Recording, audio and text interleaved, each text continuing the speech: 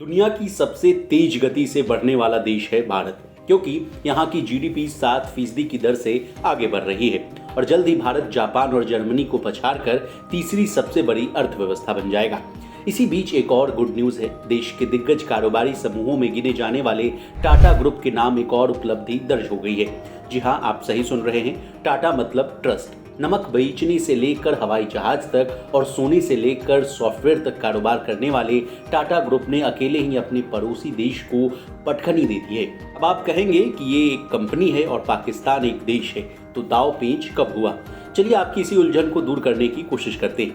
असल में अकेले टाटा ग्रुप पूरे पाकिस्तान पर भारी पड़ गया है। अब आपको तो पता ही होगा, अपने पड़ोसी देश की हालत, पड़ोसी देश की स्थिति किसी से भी छुपी हुई नहीं है।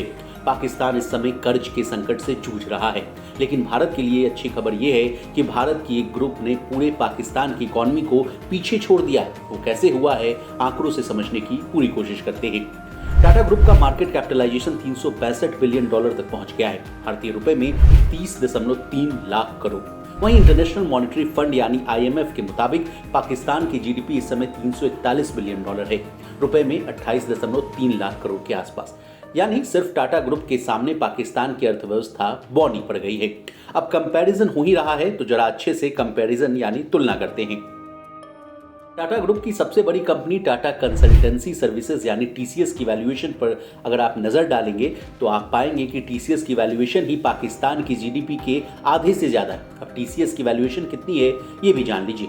भारत में 1968 में शुरू हुई टाटा ग्रुप की TCS कंपनी में फिलहाल 6 लाख से ज्यादा लोग काम करते हैं। TCS की वैल्यूएशन 15 लाख करोड़ रुपए से अधिक है। अब टाटा ग्रुप की कंपनियां और उनका मार्केट कैप कितना है ये भी जान लेना बहुत जरूरी है।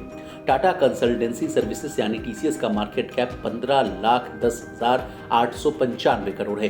टाटा स्टील का 1,76,284 करोड़, टाटा मोटर्स का 3,43,495 करोड़, टाइटन कंपनी लिमिटेड का 3,24,628 करोड़, टाटा केमिकल्स का 24,768 करोड़, टाटा पावर का 1,20,191 करोड़, वहीं इंडियन होटल्स का 76,495 करोड़, टाटा कंज्यूमर प्रोडक्ट्स का 1,09,304 करोड़, वहीं टाटा कम्युनिकेशंस का 51,612 करोड़, वोल्टास का 35,540 करोड़, वहीं ट्रेंड का 1,42,970 करोड़, टाटा इन्वेस्टमेंट कॉर्पोरेशन का 28,399 करोड़, वहीं टाटा मेटालिक का 3,508 करोड़, टाटा एलेक्सी का 46,771 करोड़, वहीं नेल्को का 1,752 करोड़ और टाटा कॉफी का 6,440 करोड़। तो टाटा टेक्नोलॉजीज का मार्केट कैप 44,849 करोड़ रुपए है।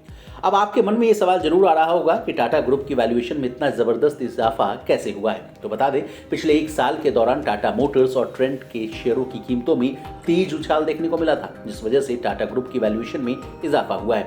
पिछले साल एक दशक के बाद टाटा ग्रुप की कंपनी का IPO आया, जिसने निवेशकों को अच्छा खासा रिटर्न दिया है। टाटा टेक्नोलॉजीज के अलावा TRF, trend, Banaras hotel, Tata investment corporation, Tata Motors, automobile corporation of Goa और अस्टन इंजीनियरिंग ने निवेशकों का पैसा एक साल में 2 गुना कर दिया है।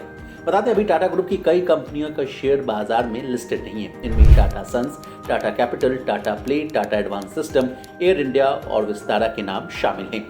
अगर ये कंपनियां शेयर बाजार में एंट्री यानी डेब्यू करती हैं तो टाटा ग्रुप का मार्केट कैप $160 बिलियन से लेकर $170 बिलियन और बढ़ सकता है। सोचिए फिर पाकिस्तान का क्या होगा। अब जाते जाते भारत और पाकिस्तान की भी बात कर ली जाए। भारत के मुकाबले पाकिस्तान की अर्थव्यवस्था 11 गुनी छोटी है। मौजूदा समय में देश की जीडीपी लगभग $3.7 बिलियन की है। माना जा रहा है कि भारत फाइनेंशियल ईयर 2028 तक जापान और जर्मनी को पछाड़कर तीसरी सबसे बड़ी अर्थव्यवस्था बन जाएगा। मौजूदा समय में भारत 5वीं सबसे बड़ी अर्थव्यवस्था है। दूसरी तरफ पाकिस्तान इस समय कर्ज के संकट से जूझ रहा है। पाकिस्तान के ऊपर कर्ज और कुल देनदारी मिलाकर $125 बिलियन है। वहीं फॉरेन एक्सचेंज रिजर्व लगभग $8 बिलियन की है। सरकार को इस साल अपने रेवेन्यू में 50% हिस्सा सिर्फ कर्ज के ब्याज को चुकाने के लिए खर्च करना होगा।